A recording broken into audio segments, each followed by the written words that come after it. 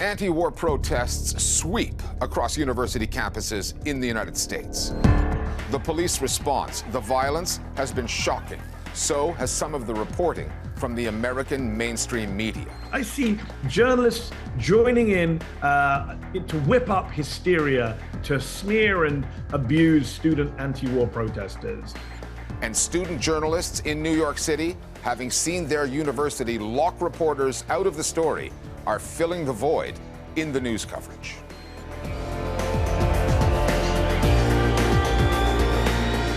The protest movement rocking college campuses in the United States is like nothing the country has seen for decades. The students, hunkered down at 30-plus universities, are demanding those institutions divest from companies that profit from the Israeli military. Judging by the violent backlash from militarized police forces, that kind of dissent against complicity in a genocide is off-limits in President Biden's America. This movement is not just about students. Professors, faculty members are also involved, and they have been mischaracterized, at times demonized, by the American political class and much of the news media. Treating anti-Zionist slogans as evidence of anti-Semitism, they have smeared the demonstrations as racist. For months now, American politicians and news outlets have been in lockstep, distorting the facts, helping Israel justify its mass slaughter of Palestinians in Gaza. And that same coalition has now effectively put targets on the backs of students, young American voices of dissent in the so-called land of the free. Divest or prepare for protest on your doorstep. That's the message American universities have been getting for 3 weeks now, from students demanding their schools sever all ties to any company profiting from the war on Gaza. This is the New York City Police. Two campuses on opposite coasts, Columbia in New York and UCLA in Los Angeles, have been the primary flashpoints, with two police forces having different responses. Disproportionate violence against the protesters in NYC. While in LA, when a pro-Israel mob attacked the pro-Palestine encampment with fireworks, metal rods, and pepper spray, police were nowhere to be found.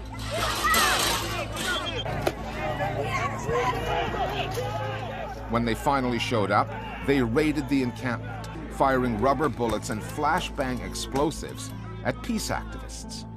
The crackdowns came amidst some questionable media coverage in the U.S. that verges on the demonization of a pro-peace movement, with students somehow getting lumped in with previous threats to American democracy.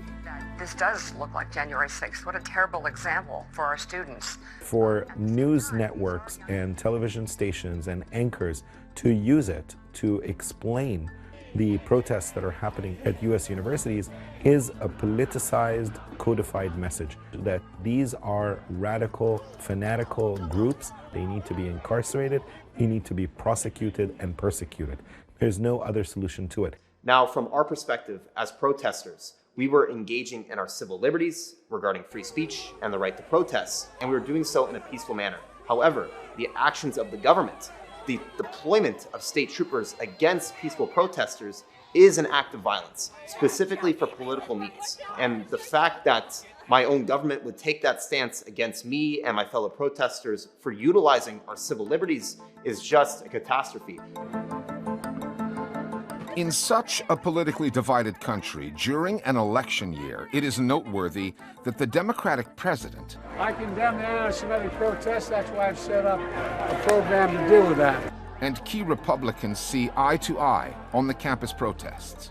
We met with Jewish students who are in fear. They can't come on campus. They can't study for their final exams. That framing of the protests as inherently anti-Semitic has persistently featured in the mainstream media coverage. What you just saw is 2024 in Los Angeles, harkening back to the 1930s in Europe, and I do not say that lightly. The fear among Jews in this country is palpable right now. American news outlets frequently platform the likes of Jonathan Greenblatt of the Anti-Defamation League, an influential pro-Israel lobby group. I see these images of mass protesters breaking into buildings, barricade them with furniture, and look, I'm reminded of January the 6th. That's what this looks like today. Greenblatt can also be counted on to conflate criticism of Israel with anti-Semitism. There have been reports of anti-Semitic rhetoric on campuses, but they have been rare. Evidence of it, like this incident at Columbia, is extremely hard to find. Go back to Berlin! Go back to Berlin! And Jewish students have been at the core of the protest movement. On multiple campuses, they have had their religious traditions, such as the prayers that recently marked the start of Passover, celebrated by Jews and non-Jews alike.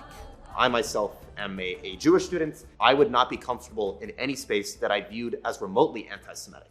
And from my experience, the protesters have viewed me as a brother. For groups like the ADL to come out and say that the Palestinian protesters on campus are equivalent to Hamas and Hezbollah is utterly disingenuous. Iran has their military proxies, like Hezbollah, and Iran has their campus proxies, like these groups like SJP and JVP. I'm not surprised that Greenblatt is doing this, but I am surprised by a journalistic core that has abdicated its responsibility to push back, to scrutinize, to ask questions. Instead, they're platforming him in order to run propaganda and talking points in a way that's quite offensive to the media outlets themselves, and especially to these brave students who are taking tremendous risks in order to exercise their conscience and scream very loudly, not in our name, not in our time, no genocide against anyone ever again. Of course, this is completely contrary to the way in which Western media, the same channels themselves, reflect on and represent similar actions in other countries. For example, in the Arab Spring, the uprisings in Egypt and Tunisia and Syria and Libya and elsewhere, they were running to those protest sites to celebrate how these protesters were taking over buildings, were challenging the authoritarianism of the state and confronting police. Of the passion of the people of this city, of the passion of so many Libyans. But when it comes to U.S. territory, this is completely anathema. It is unacceptable. The struggle to control the ongoing chaos at college campuses across the United States. And the depiction of the protesters as dangerous or threatening is not only an exaggeration, it is actually quite laughable. Nevertheless, that narrative is all over the American airwaves. They see something on TikTok and they're like, Israel bad and Hamas good. And they go out and they start shouting at Jews. News outlets have simultaneously overlooked a feature of this story for which there is far more evidence. The provocative behavior of pro-Israeli counter-protesters, some of whom were out to cause confusion. Kill the Jews. The one at Northeastern University in Boston, who shouted, "Kill the Jews," prompting a police raid and the arrest of more than 100 pro-Palestinian protesters. Take off your hijab and get a job. There were disturbing incidents at UCLA, Israel supporters spitting on peace activists, releasing mice into their encampment and wishing violence upon them.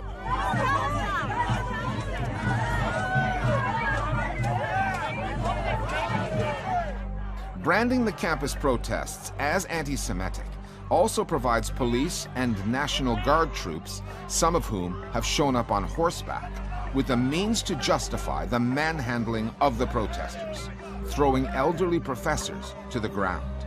And that label, anti-Semitic, hasn't just come out of Fox News or the pro-Israel lobby. It's everywhere.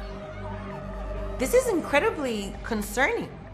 The right are opportunistically and successfully using this moment in order to expand police power. At this point, you can only protest if it's polite and hurts nobody's feelings, which means it's a performance.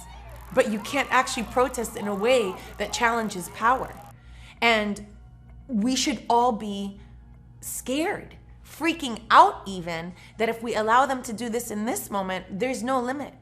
They won't stop. University administrations are calling the police and sections of the army to arrest violently 19, 20, 21-year-olds who are protesting a genocide. You don't call the police and the army onto campuses when you're winning the argument. right? You call them onto campuses when you're losing. I'm a student here. I'm an English major. And that's why our university administrators are calling in military and police forces, because the narrative has failed. Those universities, their reputations as bastions of free speech, are also taking a beating.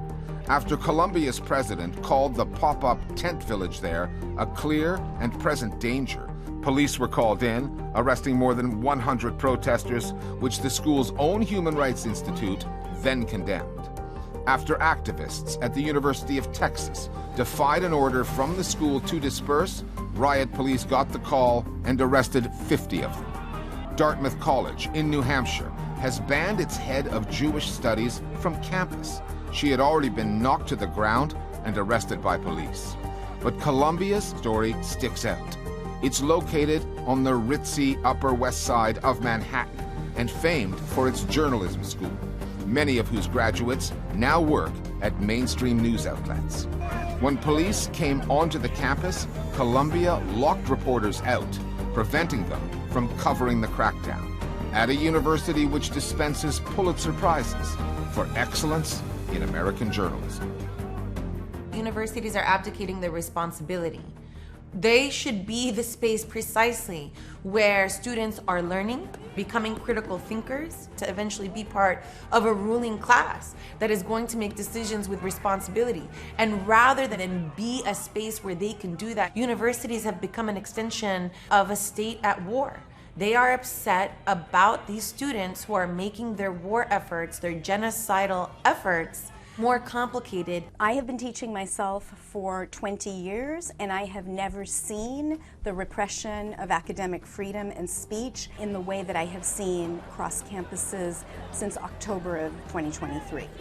There have been many controversial political issues where our community has had differences of opinion, but there has never been the repression of speech. And in that context, does the US today at this moment stand for media freedom? You know, I don't think I need my PhD in media studies to answer that question. And the answer is no. We're going to dig a little deeper now into the story at Columbia University in New York, where students have gone from being journalists in training to journalists on the job, and their work is proving valuable. Meenakshi Ravi is here with more. With the crackdown on pro-Palestine protests unfolding quite literally on their doorstep, students at Columbia's journalism programs have found themselves exactly where reporters always hoped to be, at the heart of the story. Since the school has restricted mainstream media's access, student journalists have effectively become the primary source of news. Columbia has two main media outlets, the university's newspaper, The Spectator, and a radio station, WKCR. Usually, their content only reaches staff and students. But the past 2 weeks, their minute-by-minute, on-the-ground reporting has attracted audiences worldwide. There's currently NYPD officers that are crowding around the entrances of the West Lawn, and they are now entering the West Lawn. With so much interest in their coverage, the unusually high traffic overloaded the Spectator and WKCR websites. Both experienced outages. Beyond the live news updates, the student journalists are also doing in-depth investigative work, including stories on allegations of anti-Semitism on campus. They're also editorializing, producing opinion pieces about their school's administration and its handling of the protesters and their demands. Foreign news organizations have benefited from the work of these young journalists. The students have set up a newsroom to file reports for news outlets around the world, including doing live hits on TV. You've been at the center of these protests, not only as a student, but also as a reporter covering them. Much of the work has corrected misinformation circulating online and in US mainstream coverage. Another way to put it, journalism students at Columbia are schooling the mainstream media on the coverage of a critically important story. Thanks, Meena. Staying with the shortcomings in the media coverage of those student protests, one voice well-placed to assess just why journalists keep getting it so badly wrong is Mehdi Hasan, a former colleague of ours here at Al Jazeera. He then spent 3 years as a program host at MSNBC and Peacock. He left the network earlier this year to do his own thing. Hasan has launched Zeteo, a news site that he says will bring hard-hitting interviews and unsparing analysis that you won't find elsewhere. You know I've never been afraid to ask the tough questions, and I plan to continue doing that. Mehdi Hasan joins us now from Washington, D.C. Mehdi, you have just stepped out of the cable news ecosystem, and this past week we spotted a tweet of yours saying that the mainstream media's coverage of the campus protests against the Gaza genocide is actually worse, more biased, more dishonest than its coverage of the Gaza genocide itself. Nobody saw that coming. How is it even possible? Yeah, I wonder the same thing. How is that even possible? I spent the last 6 months critiquing the mainstream media, both from within when I was at MSNBC and since I left a couple of months ago. And yet, the events of the last week, 10 days here in the United States and the coverage of what's happening on campuses is just so shockingly bad that I'm looking at what's happening in Gaza. I'm saying, well, at least there's some good coverage of Gaza. At least there's some investigations by NBC News and BBC News and Sky News that show what's happening in Gaza to Palestinians. I don't see any good journalism in the coverage of the campus protests. I see journalists joining in to whip up hysteria, to misrepresent facts on the ground, to smear and abuse student anti-war protesters. Whereas the coverage of the guy who turned up with a knife at a pro-Palestine demonstration, a pro-Israel protester? Where is the coverage of the pro-Israel protesters who shouted, "Kill the Jews," sarcastically, and the university went and arrested this pro-Palestine student thinking they said it? I mean, it's just the coverage is so one-sided, and that tweet of mine that you read from was a direct response to a CNN segment from a straight news anchor, basically smearing all of the kids on campus as anti-Semites and comparing America today to 1930s Germany. People have lost their minds. Do you think it has anything to do with the fact that these are American institutions that are under attack, as opposed to the Gaza story, which is another country that the U.S. has a relationship with? Oh, 100%. I think a lot of it has to do with elite media and elite politicians losing their mind over elite universities. You'll note a lot of this is going on in Ivy League schools, in Columbia, in Yale. There is a lot of editors in newsrooms who went to these schools and whose kids are going to these schools. There's a lot of politicians whose kids go to these schools. I just think that is a real issue where it's very personal for a lot of people covering this stuff. And that adds to the level of moral panic. And that's driving a lot of this, for sure. The determination that these protesters have shown, the courage in the face of suspensions, expulsions from school, extraordinary police violence, how does that contrast with the positions that we've seen in media and political heavyweights when it comes to discussing Israel's assault on Gaza over these last 7 months? It's a good question, Rich. It's a good comparison. When we talk about kind of moral courage, we haven't seen much from our political and media elites. People live in fear. That's the great tragedy. If everyone in our political and media elite was completely pro-Israel, that would be fine. I mean, I wouldn't agree with them, but that would be fine. But the truth is, as you and I both know, and as I've experienced firsthand, a lot of these people in private will say stuff they won't say in public because they're scared about losing their jobs, or being accused of being pro-Hamas, or being accused of being anti-Semitic, or not getting invites to the right dinner party. And so they stay quiet. And you see the killing of Palestinian journalists in Gaza, and the failure of Western journalists to speak up. That in itself, a lack of moral courage. And when you see the students, however, as you say, risking their careers, their lives, getting doxxed, getting physically assaulted, as in UCLA, they are showing us moral courage. What's so fascinating is we never learn from history. Isn't it amazing, Richard, that we say, oh, well, the civil rights protests, those were students who got assaulted by the police and were demonized by the media. The anti-Vietnam War protests, assaulted by the police, demonized by the media. The anti-South African apartheid protests, assaulted by the police, demonized by the media. The Iraq War protests. We can go through the list. At every moment, almost every juncture, the students are on the right side of history and the media and political elites are on the wrong side, and yet we never learn. Got to ask you about the White House Correspondents' Dinner last weekend. Palestinian journalists in Gaza urged their fellow journalists in the U.S. to boycott that event, saying, quote, to fraternize at an event with President Biden would be to normalize, sanitize, whitewash the administration's role in genocide. You did not attend. What did you make of those who did? And what went down at that glitzy dinner? What happens? Walk us through the spectacle, the optics. So I was supposed to go. as a guest of another media organization. I used to go with NBC, but obviously I've left NBC. I went 2 years running. And even before Gaza, Richard, as you well know, there have been long debates in this town about whether journalists should attend the dinner, the pros and cons of it. Did I feel a little seedy going the last 2 years? Yes, but I justified it in my head as well. It's a sociological experiment, it's an anthropological experiment to see how the other half live. And it was fascinating. And look, I'm a journalist. I enjoy going to events where you meet other journalists, you make connections, have contacts, meet people you haven't seen for a while. So, is there a harm to it? Yes. Is there a pro to it? Well, I enjoyed Trevor Noah's set a couple of years ago. I enjoyed Roy Wood Jr.'s roasting of the president and the media last year. This year's comedian didn't do so much roasting of the president. It was actually a little deferential to President Biden, surprisingly, or maybe not surprisingly. But look, the bigger issue is this. Palestinian journalists were saying, please boycott this dinner because the Biden administration is complicit in attacks on journalists in Gaza with American-made weaponry. You can't go along and laugh about stuff with the president and have the president talk about free speech and not mention those journalists, by the way. As predicted, Biden did not mention the record number of journalists, more than 90 journalists, according to the Committee to Protect Journalists, killed in Gaza since October the 7th.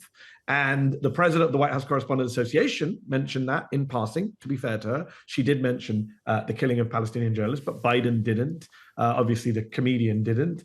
And it's a problem, right? And the problem is that people in this town, both politicians and journalists, just don't see Palestinians as full human beings. That's just a reality. I mean, we've slowly come around to accepting our kind of implicit biases when it comes to our treatment of Black people, but we still haven't really kind of reckoned with how we see brown people in the Middle East as expendable, as not fully human, as unpeople. Because how else do you explain the fact that media industry insiders will make lots of noise for journalists in Ukraine or Russia, but not in Gaza? Why is that? How do we justify that? I don't know the answer to that question. It's horrific. Finally, we're on the precipice, possibly, of a full-scale invasion of Rafah by Israeli forces. We know how disastrous that could be. What kind of questions should American journalists be asking of the administration, the State Department, those officials now? Well, to be fair to some of my colleagues at State Department briefings, Matt Lee from AP and Saeed Erakat and Ryan Grimm and Prem Taka, there have been some great questions. I don't know if your viewers have watched some of them. They're worth watching. But look, as a whole, the press corps needs to do much more to hold this administration to account for its direct role in the atrocities. For far too long, for far too many months, we've simply reported on leaks out of the White House. Joe Biden's very upset with Benjamin Netanyahu. Joe Biden dropped an F-bomb on Benjamin Netanyahu. Joe Biden's very reluctant. That's not good enough, right? We need to publicly hold the administration to account, Biden, Blinken, all of the rest of them, as to why they are involved in these mass killings, why they're allowing Israel to cross their red line, and why they're not innocent bystanders. The US is not a bystander. The US is arming and funding this. It's very much a participant in what is going on in Gaza. And the media need to make that clear to their viewers and readers and listeners. And the media also need to make that clear in their questions to the administration. The number one question should be, why are we not there? Why do we not have Western media organizations on the ground in Gaza, in Rafah? What does Israel have to hide? Why is Israel blocking access? And why is the administration okay with this? It wouldn't be okay in any other war zone in the world with a government blocking access to the free press. Why have we just normalized this over 7 months? Mehdi Hasan, great to have you back on Al Jazeera's air, however temporarily. Best of luck with the new platform, Zeteo, and we hope to speak to you again sometime soon. Thanks for having me, Richard. With the U.S. consumed over campus protests that are now nationwide, the larger story at the core of all this, Israel's genocidal assault on Gaza, is getting less coverage than it had before. It could not be a more dangerous moment for that to happen. Israel's Prime Minister, Benjamin Netanyahu, has repeatedly said he will launch a full-scale invasion of the southern city of Rafah, come what may. A whole range of voices have warned just how catastrophic that would be. Forcibly displacing, illegally, more than 1 million Palestinians who have already been chased from their homes with nowhere safe to go. But in Israel, among extremist elements in Netanyahu's government, the invasion of Rafah has almost become an article of faith. It is the fulfillment of what those politicians have always said it was, as one Israeli minister reiterated this past week, the total annihilation of Gaza. We'll be keeping our eyes on what happens in Rafah and beyond, and we'll see you next time here at The Listening Post.